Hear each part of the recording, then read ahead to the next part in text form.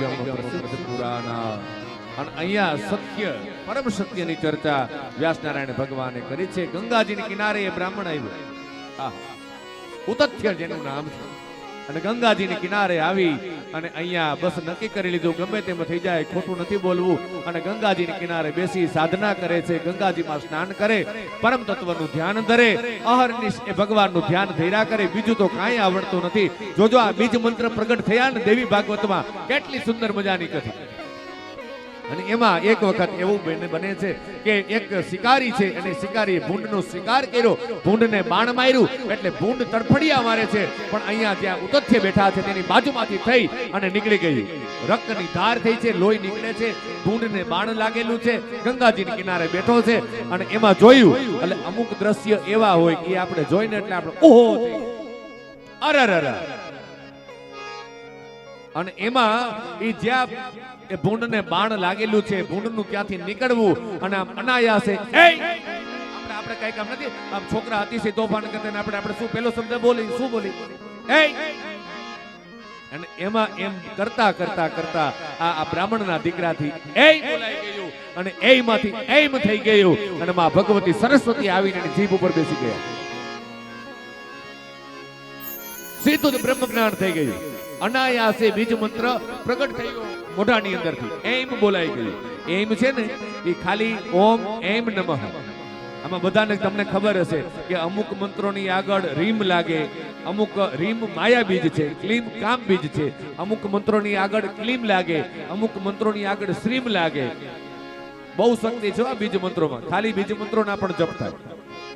અમારા બ્રાહ્મણો કરતા હોય,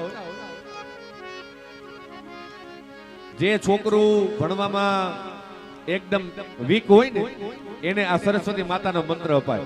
અકબર રાજાના દરબારમાં 9 રત્ન હતા અને એમાં જે બિરબલ હતો ને એ બિરબલે નાનપણથી એ સરસ્વતી માતાના બીજ મંત્રની ઉપાસના કરી હતી.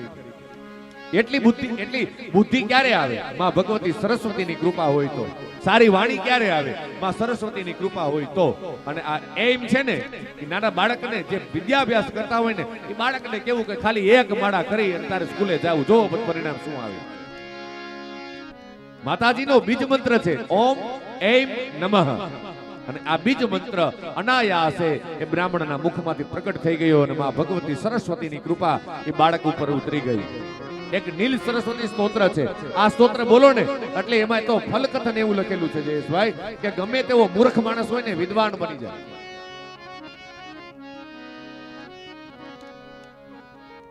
અને અહીંયા શિકારીનું આવવું એટલે શિકારી, હવે આને કાંઈ ખબર નહોતી પડતી. શિકારી આવીને આ બ્રાહ્મણને પૂછ્યું કે મેં હમણાં જ એક ભૂંડનો શિકાર કર્યો છે, ભૂંડ અહીંયાથી નીકળું?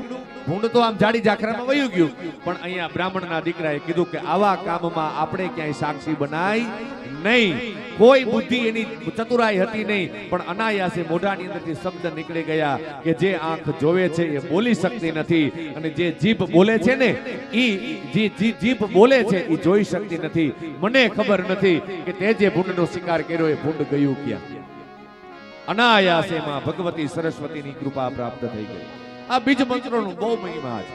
અને અહીંયા વ્યાસનારાયણ ભગવાન પહેલા જ શ્લોકની અંદર સત્યનું ધ્યાન ધરે છે. જન્મ આદિ અસ્ય યત અન્વય આદિ, જેનો કોઈ જન્મ નથી, જેનો કોઈ અંત નથી, એવા પરબ્રહ્મ પરમાત્માનું એવું નિર્ગુણ નિરાકાર બ્રહ્મનું અમે ધ્યાન ધરીએ છીએ. વ્યાસનારાયણ ભગવાનનું અહીંયા મંગલાચરણ છે. વ્યાસનારાયણ ભગવાને ધ્યાન ધર્યું છે.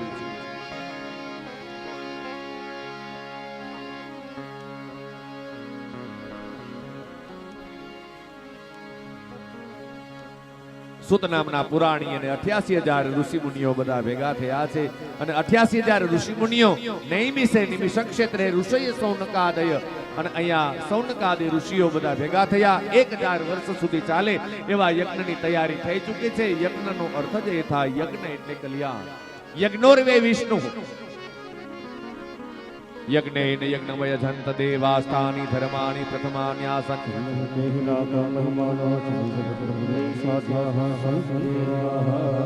યજ્ઞોર્વે વિષ્ણુ, પણ અહીંયા પરમ કલ્યાણની ચર્ચા છે. યજ્ઞ એટલે કલ્યાણ.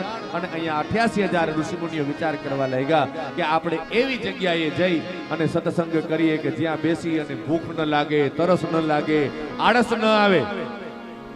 અને અનાયાસે આપણું મન છે ને એ શાંત થઈ જાય. આજે પણ હરિદ્વાર, ઋષિકેશ તમે જાઓ અને આપણે જાય છે ને, હું 13-14 વખત હરિદ્વાર ગયો, હમણાં પાછી અમારે ચેક કરતા હતા. હરિદ્વાર, ઋષિકેશ તમે જાઓ ને એટલે ગંગાજીના ઘાટ ઉપર તમે બેસો ને, એવું મન શાંત થઈ જાય ને હરામ જો ઘર યાદ આવે. કારણ કે એ ભૂમિનો પ્રભાવ છે અને એ ભૂમિ ઉપર બેસી અને મહાપુરુષોએ ભગવાનનું ભજન કર્યું છે. દરેક ભૂમિ અને દરેક જગ્યાના વાઇબ્રેશન હોય, દરેક માણાના વાઇબ્રેશન હોય. હા, અમુક માણા આવીને આપણી પડખે બેહી જાય ને તો આપણને એમ થાય કે આ ઊભો થઈને જાય તો સારું, નકર આપણે જગ્યા બદલાવી નાખે. અને અમુકના એવા વાઇબ્રેશન હોય કે એની બાજુમાં આપણે બેઠા હોય ને સમય ક્યાં પસાર થઈ જાય ખબર જ ન પડે. ઓરા, જેને સાયન્સ કહે છે, ઓરા હોય દરેક વ્યક્તિની. અહીંયા 88,000 ઋષિ મુનિઓ વિચાર કરે છે શું કરવું. શૌનકજીને વાત કરી. 88,000 મહાત્માઓ બ્રહ્માજીની પાસે આવ્યા અને બ્રહ્માજીને કીધું છે, બાપજી અમારે સત્સંગ કરવો છે અને સત્સંગ માટે તમે ભૂમિ બતાવો. સત્સંગતિ મુનિ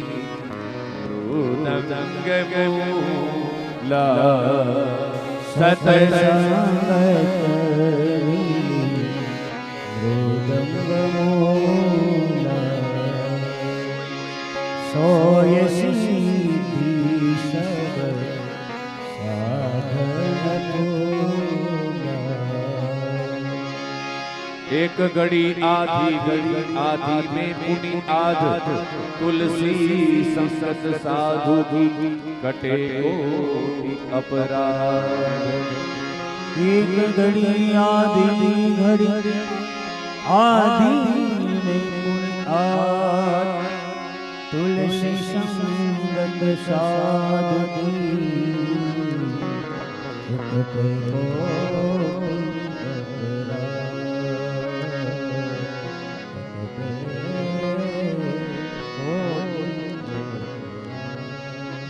એક ઘડી એટલે 24 મિનિટ થાય. એક ઘડી આધી ઘડી 12 મિનિટ, આધી મેં પુની યાદ 6 મિનિટ. થોડો અમથો સત્સંગ આમ ચિત્તને ઠેકાણે રાખી અને થોડો અમથો સત્સંગ થઈ જાય ને, એક ઘડી આધી મેં પુની યાદ તુલસી સંગત સાધુ કી કટે કોટી અપરાધ.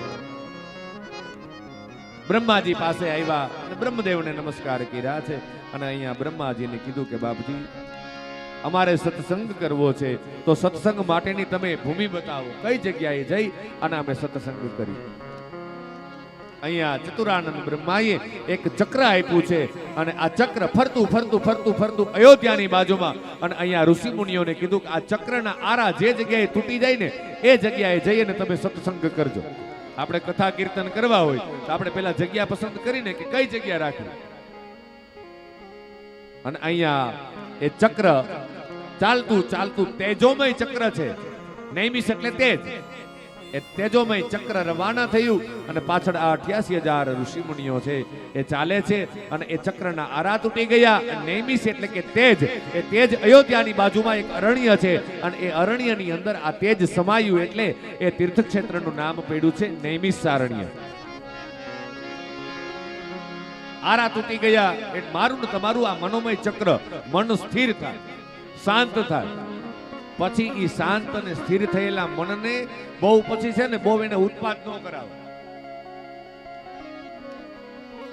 મન શાંત થઈ ગયું, આરા તૂટી ગયા અને નૈમિષ એટલે કે તેજ, એ તેજ ભૂમિમાં સમાયું. ત્યાં બધા જ આ ઋષિ મુનિઓ સ્થિર થઈ ગયા અને જેને કાંઈ કરવાનું બાકી નથી એવા મહાપુરુષો અહીંયા સૂતજીને પ્રશ્ન પૂછે છે કે બાપજી અમને તમે કથાનો સાર કહો. અહીંયા 6 પ્રશ્ન પૂછાયા અને 6 પ્રશ્નના જવાબમાં જ્ઞાન ચર્ચાની શરૂઆત થઈ છે. આ 6 પ્રશ્ન સૂત નામના પુરાણી અને 88,000 ઋષિ મુનિઓની વચ્ચે ચર્ચા ચાલે અને એમાં પહેલો પ્રશ્ન એ પૂછાયો કે પરમ શ્રેય કેવી રીતે થાય. શ્રેય એટલે કલ્યાણ, મનુષ્યનું પરમ કલ્યાણ કેવી રીતે થાય. પહેલો પ્રશ્ન સૂતજીએ શૌનક નામના ઋષિને પૂછ્યો, 88,000 ઋષિ મુનિઓ. બીજો પ્રશ્ન પૂછ્યો છે કે શાસ્ત્રનો સાર શું. ત્રીજો પ્રશ્ન પૂછો કે અવતાર, ભગવાન અવતાર શું કામ લે છે, ભગવાન અવતાર લે છે તો કિમ કર્મ એ કરે છે શું. અને ભગવાને કેટલા અવતાર લીધા અને ભગવાન આ ભૂતલ છોડી અને સ્વધામ ગયા તો ધર્મ કોના શરણે ગયો? 6 પ્રશ્ન પૂછે અને અહીંયા 6 પ્રશ્નના ચર્ચાની અંદર ભગવદ ચર્ચાની શરૂઆત થઈ. 6 પ્રશ્નના જવાબમાં સૌનક નામના સૂતજી એ સૌનક આદિ ઋષિઓને કહે છે કે કૃષ્ણ ભક્તિ પરમ શ્રેય, ભગવાન કૃષ્ણની ભક્તિ છે ને એ જ પરમ શ્રેય છે. કદાચ ગમે તેવી વિપત્તિ આવે, ગમે તેવા દુઃખના વાદળ આવે ને, ભગવાનને આપણે છોડીએ નહીં એટલે ભગવાનની તાકાત નથી કે ભગવાન આપણને છોડી શકે. શરત એટલી છે કે આપણે ભગવાનના થવું પડે. એક ભક્તમાળની અંદર કથા છે અને એની અંદર બહુ સરસ મજાની એક નાનકડી વાત છે. એક સજન નામનો કસાઈ થયો. આ સજન એનું કામ, કસાઈનું કામ તો કેવું હોય તો બધા જાણો છો. આ સજન એ કસાઈ છે પણ એ ઢોર ઢાક પશુઓને મારતો નથી, કાપતો નથી, પણ ખાલી વેચે છે. પણ ભગવાનનો ભક્ત સાચો. ભગવાનનું સ્મરણ કર્યા કરે, ભગવાનનું ચિંતન કર્યા કરે, આંખની અંદરથી આંસુની ધાર થાય. ઉંમર બહુ મોટી થઈ ગઈ અને આ સજન વિચાર કરે કે હે પ્રભુ મારા નાથ, જો તો ખરા, મારે તમારી ભક્તિ કરવી હતી પણ તમે મને આ કેવા ધંધાની અંદર મૂક્યો. હવે હું બીજું કઈ કરી શકું એમ નથી. આખો દિવસ ભગવાનનું ચિંતન કર્યા કરે, ભગવાનનું નામ સુમિરન કર્યા કરે. એક ક્ષણ પણ એવી નથી જતી કે એના મોઢામાંથી ભગવાનનું નામ નીકળતું ન હોય. એક ક્ષણ નહીં. અને આ વ્રજની ગોપીઓએ એ જ કર્યું છે. હાલતા ચાલતા ઉઠતા બેસતા હરિસ્મરણ અને નામ સ્મરણ છે ને એ ગમે તે અવસ્થાની અંદર લઈ શકાય. મંત્ર જાપ કરવો હોય તો શુદ્ધિની જરૂર પડે. સજન રડે છે, ભગવાનને પ્રાર્થના કર્યા કરે કે હે પ્રભુ મારે તો તમારી ભક્તિ કરવી છે.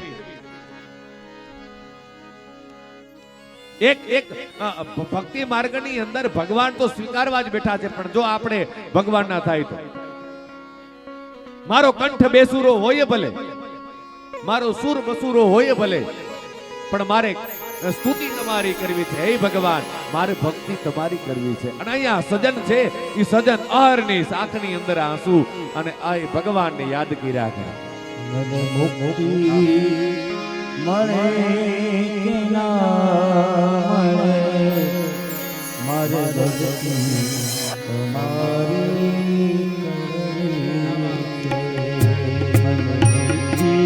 મળે